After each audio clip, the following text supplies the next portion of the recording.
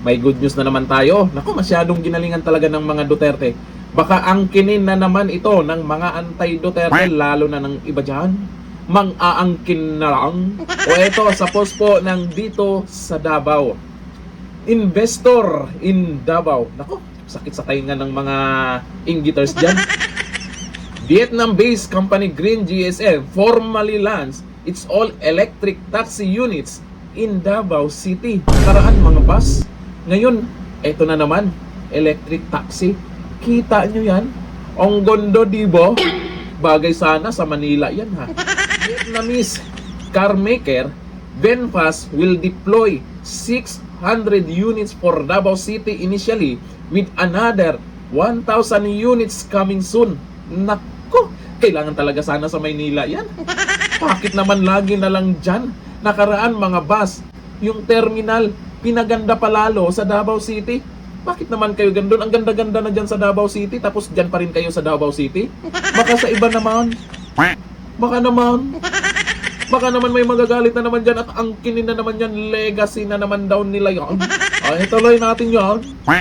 Dakoy Fee, Managing Director of Green GSM Southeast Asia, said their goal is not to supplant existing taxi fleets in the city, but rather to provide a modern and more environmentally friendly alternative to the riding public. Kailangan talaga sa Manila yan. Puro na lang nalalanghap natin dito sa Manila. Baka dito kailangan yan. Bakit sa Davao City pa? Bakit ba? Bakit ba? Bakit ba? Lagi na lang dyan. Baka naman magkaroon din ng mga ganyang investor dito sa Manila o sa ibang lugar.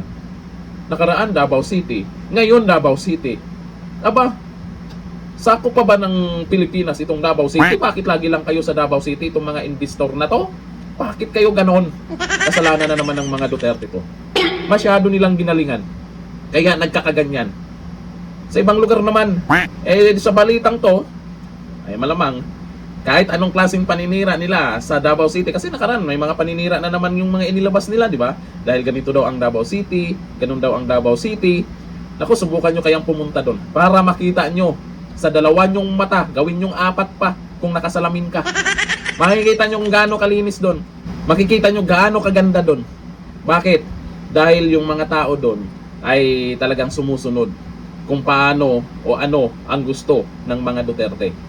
Halimbawa na lang sa kalinisan, yung mga tao doon takot magkalat. Nire-respeto po nila ang namumuno. Sa ibang lugar kaya. Yan po yung isa po itong dahilan, itong Davao City na to. Isa ito na nakatatak po sa mga Duterte na kung saan gusto ng karamihan na yung lugar nila magiging ganyan din. Gusto nila na yung Pilipinas, buong Pilipinas magiging ganyan din at maumpisahan na sana nakaraan, di ba? Yung build, maraming proyekto, inangkin lang daw ng iba dyan. Pero hindi naman kakayanin ng 6 na taon lang. Pansin nyo, yung ibang proyekto ay hindi pa rin tapos. Dinaanan po tayo ng pandemic, na hinto. Malamang, kung walang pandemic, malamang, hindi lang yan ang nagawa ni dating Pangulong Duterte bilang presidente. Dahil dyan, patuloy na gumaganda itong Davao City, lalong manggigigil itong mga kababayan natin na maglagay tayo ng presidente na taga Davao City para naman magiging kanyan yung lugar natin, safe na, malinis pa. Diba? Dito magbasa tayo ng mga komento. Ang sabi po ni Mick Songgalay, only in Davao, o baka mag-grab credit yan. Yan din ang nasa isip ko. Baka sabihin na naman na, sa panahon ko yan, nagkaroon ng ganyan, kaya legacy ko yan. Watamidong. Sabi ni Mainheed, congrats BBM. Teka, ba't kay BBM kayo nag-congrats? Tuloy nga natin, congrats BBM. Kahit utal lang magsalita, pero may project din inangkin. Grabe naman kayo. Ayun, sabi po ni Catriona Emerald, mga magagandang bus at ngayon, taxi o nakaraan mga bus po yun. Pati yung mga terminal, pinaganda talaga. Baka sasabihin na naman ang legacy niya yan. Yung nangaangkin ba? Inunahan lang ha.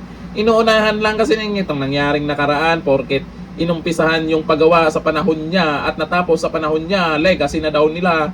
Ay hindi na po bulag yung karamihan. May social media na. At napanood natin mismo kung kailan pinagplanuhan yan. Siyempre, na-delay po yung paggawa. Unang-una, may pandemic. Itinuloy pa rin po yung proyekto dahil napagkasunduan po yun.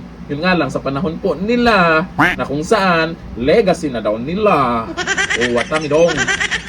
O sabi ni John JT, more blessings are coming to Davao. Parami ng parami yung magiging proyekto dyan na kung saan wala sa ibang lugar yan. Sana dito sa Manila talaga. Hanggang dito na lang. Thank you. Bye-bye.